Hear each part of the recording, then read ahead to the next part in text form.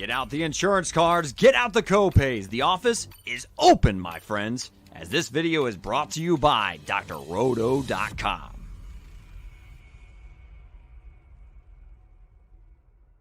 Welcome into another edition of Braddock's Breakdowns. This episode is called The Choice Is Yours. If you're a hip-hop fan, especially a 90s hip-hop fan, you'll remember the rap group back in the early 90s called Black Sheep, and they dropped a song called The Choice Is Yours. The main message is you can get with this or you can get with that. Well, that's the theme of today's Braddock's Breakdown. I've got 7 matchup here for different scenarios. Most of them are on the same team. Who's the number 1 wide receiver in 2021? Who's the number 2 guy? Some of these matchups have some different tie-ins. They're not on the same team now, but maybe they played in the past. We'll just get right into it. Again, this is Braddock Breakdowns, and you're going to come to the situation in the drafts where you're going to ask yourself, do you want to get with this or do you want to get with that? And I'm going to let you know to get with this because this is where it's at. We jump right into it. First matchup, when I was covering the Houston Texans over the last 10 plus years down here in Houston, a couple wide receivers, speedsters came through there that I liked. And I wrote about both of them, thought they could land on the practice squad, develop, and you would see them through time. Well, they've developed, but they've developed outside of the Houston market. These guys are Tyron Johnson and Vincent Smith, Tyron Johnson, the speedster, there for the Los Angeles Chargers. Vincent Smith, the speedster, there for the New York Jets. Both of these guys are intriguing for different reasons, mostly their speed and their matchups. Now, if you're asking me, who do you want to get with? Do you want to get with Tyron Johnson this year in your fantasy league? If you're deciding between these two, and yes, I know I'm starting super deep, way down the fantasy guys you're probably not going to draft, but we'll move forward to more hot topic names, your wide receiver 1s, your wide receiver 2s. We'll get in that in a second, but here I like these guys just to tell you the entire picture. Now, I think Vincent Smith, what I've seen from him in the early part of preseason, has developed into more of a polished wide receiver. He's not just the 9 route, the deep threat anymore. You've seen him underneath. You've seen him play more physical, more balanced. I like him actually better as the more complete, polished wide receiver of Tyron Johnson. But if you're asking who you should select, if you're selecting either one of these guys late in the draft, deeper league, then I'm going to say Tyron Johnson. You look at the wide receivers there for their Chargers. Mike Williams always hurt. Keenan Allen's a stud. There goes your number 1 guy. But then you draft Josh Palmer in the 3rd round. I think he was drafted way too high. I think he's a day 3 project player or a guy that doesn't give you a tremendous upside here. I think Tyron Johnson will actually outproduce Josh Palmer in Josh Palmer's rookie season this year. And if you decide between these guys, your choice is this, Tyron Johnson, and not that, Vincent Smith. All right, and with Justin Herbert throwing the ball, even with the new coaching staff, Tyron Johnson is going to get a ton of targets. And just to remind you before I move on, what he did last year, only 26 targets for Justin Herbert and the Chargers. He had 20 catches, 398 yards, and 3 touchdowns on 26 targets. Yes, between those two, get with Tyron Johnson. Moving on, let's go to the Empire State of Mind, the state of New York. And yes, some football's played in New Jersey, but you get it. New York Jets, New York Giants, media capital of the world. What's going on in their slot positions? Jamison, Crowder on one hand, Sterling Shepard on the other hand. Who do you want? I like Zach Wilson better as the quarterback. I like the weapons around them. But if we're talking about fantasy value for this year, even though I like Zach Wilson as a rookie more than Daniel Jones as a quarterback, and I'm concerned if Saquon Barkley gets hurt, how hard it is for those wide receivers to pick up yards, I'm going Sterling Shepard here. A little okie doke there. You might have thought I was going Crowder, but I like the Sterling Shepard pick over Jamison Crowder. And let me give you some numbers from recent history, what both of these guys have done. Jamison Crowder has averaged 59 to 78 receptions, or he's had 58 to 59 to 78 receptions in 5 of his 6 years in the NFL. And he's really taken off since he left Washington and got to the New York market. He's put up 604 yards to 840 receiving yards in 5 of the 6 years. And the last 2 seasons with the Jets, he's had 6 receiving touchdowns, both for Crowder. Pretty good numbers out the slot there, especially with the quarterback position and Sam Darnold and what's happened there with Adam Gase over the last couple of years before the new regime comes in. Now, Sterling Shepard, the reason I like him a little bit more, first, let me give you those numbers. 57 to 66 receptions in all 5 years. No matter how many games he plays, he's going to get you 57 to 66 receptions, or it would seem. 576 yards to 872 yards every single year, 3 touchdowns per season the last 4 seasons. That's what he's averaged each year. He's pretty consistent there. So if you look at the numbers, you're probably saying, well, it seems like I should be going more Jamison Crowder. Well, you got to look at all the variables, not only the quarterback play, not only the pass production, but let's look at all the variables. The New York Jets, how deep are they at wide receiver? Corey Davis, Denzel Mims, Keelan Cole, Josh Malone, of the rookie Elijah Moore. I'm leaving people out. I mean, there's just so many. It's so stacked. Well, obviously, Jamison Crowder as well. So you're stacked there at that position, a lot of mouths to feed. Elijah Moore is going to eat up some reps on the outside and in the slot. So I think Jamison Crowder takes a little bit of a regression this year. And on the flip side of that, Sterling Shepard, like at Kenny Golladay, is he going to stay healthy? Darius Slayton, you go through the receiving core, even with Evan Ingram and Kyle Rudolph at the tight end position. Sterling Shepard's going to get fed in that offense. And if Saquon Barkley can stay healthy, and if that offensive line for the Giants can gel, and if Joe Judge finally gets some acumen as a head coach in the NFL, Sterling Shepard could take off. I don't love this, but between the two, I'm going Shepard. I think the numbers are going to be better for him this year over the other slot in New York in Jamison Crowder. Moving on. Denver Broncos, this is an ugly situation. Now the last 5, this or that we're going to look at in this episode of Braddock's Breakdown, all play on the same team. Who's the number 1? Who's the number 2? First, we want to start with the Denver Broncos. Teddy Bridgewater, Drew Lock. You don't want any of these receivers, but if you find yourself in a situation where you're deciding between one or the other, Jerry Jeudy or Cortland Sutton, let me give you a little bit of the resume. Jeudy struggled in his rookie season. I was surprised how bad he struggled with all the drops, only a 46% catch rate. I didn't see that coming, if I'm being honest with you. He had 113 targets last year, rough rookie season. Cortland Sutton, though. Let's look at him. 54.7 career catch rate. Yes, higher career catch rate. That being said, on 214 targets in his career, he's coming off an ACL injury. It's still not a great catch rate. It's been in the league 3 years, even though he only played that first game before he tore the ACL last year. You look at this situation, and the upside of Jeudy should easily surpass what we see from Cortland Sutton. So with all variables being the same, Drew Lock, Teddy Bridgewater, lack of a top franchise quarterback, both of these guys are dealing with that in Denver. I like Jeudy's upside his second year over Cortland Sutton, coming back off an ACL injury in his 4th year. Moving on, we're going to go to the Los Angeles Rams. Matt Stafford's in the fold there. Most times you look at Robert Woods as that number 1 wide receiver, Cooper Kupp as that slot guy. Cooper Kupp's the number 1 wide receiver this year. Woods, 86 to 90 receptions, 3 straight years. Great numbers there for Robert Woods. Cooper Kupp the last 2 years, 92 and 94 receptions with 10 touchdowns in 2019. That touchdown number is very, very important. And the reason why, you see him hit double-digit touchdowns in a shorter career. He just did it recently, 2 seasons ago. And, 71% catch rate in the career for Cooper Kupp, where it's only 67% the last 5 years for Robert Woods. Not a tremendous difference there, but yes, there is a difference. Robert Woods, in his 8-year career, 6 touchdowns, the most he ever had in a season. 6 touchdowns, 8 years. He's never surpassed 6 touchdowns in a season, while Cooper Kupp had 10 2 years ago. Matt Stafford is going to love Cooper Kupp. He will be the number 1 wide receiver for the Los Angeles Rams this year, not Robert Woods. Take the value of Kupp in your draft and let Woods slide to someone else. Mike Evans, Chris Godwin, Tampa Bay, Antonio Brown's down there, Tyler Johnson's down there. The rookie Jalen Darden can take the top off of defenses. They're stacked everywhere. You look at the tight end position, Rob Gronkowski, O.J. Howard. I mean, it just keeps going on, even into the backfield with Leonard Fournette and Rojo and Giovanni Bernard. It's a stacked offense, a lot of mouths to feed there. But one of these guys, and both of these guys are getting selected around that fringe wide receiver 1 there at the end of the 12th, 13th wide receiver. Is it Chris Godwin or is it Mike Evans? Let's look what the numbers has to say first, and then we'll make that decision whether to get with this or that. On Mike Evans, he has 3 seasons in his career of 12 or more touchdowns. Let that sink in. Let it marinate a little bit. 109 targets last year was the least amount of targets he's had in his 7-year career.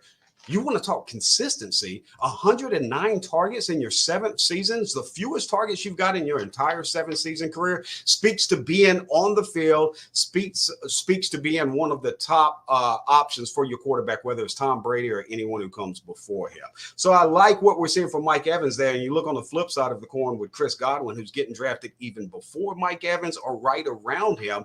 I think it's way too high on Chris Godwin. 1 of 4 seasons with 100 targets. I just told you, 7 straight years. Mike Evans has never fell under 109 targets. And once in his 4-year career has Chris Godwin gone over 100 targets. The proof's in the pudding right there. Also, I talked about Evans having 12 or more touchdown catches in 3 of his 3 years, 3 different seasons in his career. Chris Godwin, 7 to 9 touchdowns, great numbers. And in his last 3 seasons, to put up 7 to 9 touchdowns each one of those seasons, good numbers. But if you're comparing him against Mike Evans, give me the guy who's always on the field, who's not getting banged up and injured as much as Chris Godwin. And the numbers show that he's the number one. There's nothing on here. Nothing in the numbers show me that Chris Godwin is going to surpass Mike Evans as the number 1 wide receiver. Give me the 6'5" big body guy that Tom Brady knows how to throw it up to. Moving on, let's bring it down to Dallas. Down here in Texas with me, Amari Cooper, CeeDee Lamb. A couple months ago, I probably would have got insane reactions when I mentioned this and we put out the draft kit and the profile. We started writing it back May, June, everything. When we put that together, CeeDee Lamb was my number 1 wide receiver. He's a fringe wide receiver 1 this year. I think you're going to see him as one of the top 12 wide receivers. Didn't get a lot of attention a couple months ago. People thought it was just a hot take or something. Now you see across the industry, CeeDee Lamb. Everyone loves CeeDee Lamb. Everyone, of course, he was the best wide receiver in the draft. He's the best wide receiver in Dallas. If you want to look at the numbers and how things are trending, as far as Amari Cooper, I'm not poo-pooing on the guy. I mean, we're talking about a high-quality wide receiver. Amari Cooper finished all 6 seasons with 5 to 8 touchdowns, receiving touchdowns. And last season, he had his most receptions, 92 receptions, 1,014 yards, and 5 receiving touchdowns. But let's look at the other side of that. Even with Dak out and Amari putting up great numbers, CeeDee Lamb put up 74 catches, 935 receiving yards, and 6 receiving touchdowns. Beat Amari Cooper in his rookie season without Dak Prescott, learning a different quarterback or multiple different quarterbacks in his rookie season. CeeDee Lamb is a talent at the wide receiver position, not just in Dallas, but league-wide. And he'll be a top 5 receiver in the next few years in the NFL. So in Dallas, he's the number 1 wide receiver. If you're going to get with this or that, it's not Amari Cooper, it's CeeDee Lamb. Last one on this episode of Braddock's Breakdowns. Let's get into it. 2 guys, yes, they don't play on the same team now, but they did in college. We're talking about A.J. Brown and DK Metcalf. Which one's the guy? This is about split evenly. You see some people go heavy on A.J. Brown. Some people go heavy on DK Metcalf. Well, let's look and see what the number says. You make your own decisions to all of these. I'm just reading the tea leaves, looking at the variables and telling you which way I'm going. But on this A.J. Brown, DK Metcalf, Ole Miss, jacked up wide receivers. We all remember the pictures that went viral coming out of Ole Miss. And also, think about this. I mean, just a little side note. We talk about wide receiver U with Alabama and all the talent they put in with Jerry Jeudy, Henry Ruggs, Devontae Smith, Jalen Waddle, and rightfully so. That's a whole nother level. But look at Ole Miss. Don't sleep on Ole Miss. I mean, you're talking about roughly around the same time having Van Jefferson before he transferred to Florida. There, who now plays for the Los Angeles Rams. 2nd-round pick the Rams took with the pick they got from the Houston Texans in the Brandon Cooks trade. He was at Ole Miss. DK Metcalf was Ole Miss. A.J. Brown was at Ole Miss. And Elijah Moore, the rookie from this year, was at Ole Miss. I mean, so don't sleep on them. Yes, they're not in the same tier right now as Alabama. But for Ole Miss, they're really putting out some high-quality wide receivers. And who's the top guy in the NFL right now? A.J. Brown, DK Metcalf. Well, A.J.'s coming off a back-to-back 1,000-yard season in his first 2 years with 8 touchdowns one year, 11 touchdowns the next, 64% catch rate. But his receptions were 52 and 70 in his first 2 years. How does that compare to DK Metcalf in his first 2 years? Well, Metcalf had 7 touchdowns and 10 touchdowns, exactly 1 less than A.J. Brown, his first 2 seasons coming out of Ole Miss. Catch rate's a little bit less, 2% left at 62% career catch rate in the NFL. But his receptions, 58 and 83. He had 6 more as a rookie, 13 more his second year. The trend is going up on DK Metcalf. And I'm not saying it's not on A.J. Brown. What I'm saying, though, let's get back into reading all the different variables about these situations and who you want. A.J. Brown, you want to get with this? Or do you want to get with that with DK Metcalf? I want to get with that. I like DK Metcalf. I mean, I'm not talking about all the muscles and the speed and all that's great, but let's look at the situation. If you're taking one of these guys high, around 6th, 7th wide receiver in your draft being selected, I want DK Metcalf with Russell Wilson, who doesn't miss football games, who's in the MVP conversation, top 5 year in, year out, who's played in Super Bowl, the moment's not too big, and he has high aspirations. And DK Metcalf is Russell Wilson's #1 wide receiver. Or do you want to go to the Tennessee Titans, who just lost their offensive coordinator, Arthur Smith, who's been in the fold for 10 years, leaves the Titans organization and goes to Atlanta? Now, one thing he did send as a parting gift to Tennessee after his decade time there was to send Julio Jones. Are we trusting Julio Jones to stay healthy? And if he doesn't stay healthy, who's the Titans' top 2 receiver? Who's opposite of A.J. Brown? Josh Reynolds? I like Josh Reynolds as a 3 or 4. I don't like him as the number 2. And that's why the Titans had to make the move for Julio Jones. But when you made that move for Julio, it was the first of several moves that needed to be made. The depth is not there for the Tennessee Titans. And Ryan Tannehill is nowhere close to on the same level as Russell Wilson as a quarterback. We all know that. Lastly, let's look at the running back position. And you're saying, well, what's the running back have to do with the wide receivers? It's all tied together. They're variables here, and you got to count and see how it's going to alter the defense and the production of the players. So as we look at these Seattle Seahawks, you've got Chris Carson, Rashad Penny, the rookie Josh Johnson, on and on and on. DJ Dallas, different guys. There's going to be a healthy body there to feed. And then you got Gerald Everett you bring over from the Rams in free agency for Russell Wilson to have a go-to tight end. And don't sleep on Gerald Everett. So you have people taking the focus off of DK Metcalf, but you have enough weapons around him that it's going to leave him isolated. He's going to have a lot of one-on-ones. They're going to have other weapons that Russ can go to, but DK is going to get fed and he's going to be productive because they can't slant all the extra coverage over the DK that a team would like to because of the weapons Russell Wilson has and his ability to spread it out with that running game as well. Now, on the flip side of that, A. Brown, I don't trust the offensive line. I don't like that Arthur Smith is gone, who built that offense and rebuilt Ryan Tannehill after his days in Miami. And I really don't like Derrick Henry going over 400-plus touches in back-to-back seasons. That's the number we do not talk about as NFL running back. So if Derrick Henry gets injured, and I always talk about players as being the Jenga block of their offense. So you move the wrong piece on Jenga, the whole tower collapses. Derrick Henry is that Jenga block for the Tennessee Titans. Not Ryan Tannehill, not A.J. Brown, not Julio Jones, no one else. Make no mistake about it. That offense ticks with Derrick Henry. And if he goes out, you move that Jenga block, the entire thing collapses. What if Henry and Julio goes out? It's a 17-game season now, only 3 preseason. Injuries piled up last year. They're going to continue to pile up this year. We're already seeing it, not only in the NFL, but all sports league. The safe bet, the smart bet is DK Metcalf. So if you're going to get with this or that, I would watch Braddock's breakdowns, get my tidbits on it, make your decision, and then go with this. And those are the guys I named, obviously. All right, so that was a fun segment of Braddock's Breakdown. Hope you enjoyed it. Again, the choice is yours. You decide which player you want to go with. I hope you found value in what I said. And if you did, come to drroto.com. It's not just me. We have an entire team of experts in the NFL, NBA, PGA, NHL, esports, NASCAR. We've got experts, and they're showing the receipts. These guys, these women, they spit cash. Go look at your Twitter right now. Go look at drroto.com and look at the information. We have tools, we have experts, we have the new Major League Baseball DFS optimizer, some of the best tools, all the latest news instantly there on the site. So do yourself a favor and use the code DOC, D-O-C, to get a special discount at drroto.com. Check out all of our podcasts, preseason previews, and let us get you ready, not only for your fantasy drafts this year in football, but for the entire year. Let us put that money in your pocket. I hope you're not on a low-carb diet, because we're about to give you a ton of bread. drroto.com. We're going to see you next time on Braddock's Breakdown. For now, that's going to do it. Thanks for stopping by the office. Get your fantasy prescription by subscribing to the channel and checking out drroto.com. And until the next visit, be well and take care.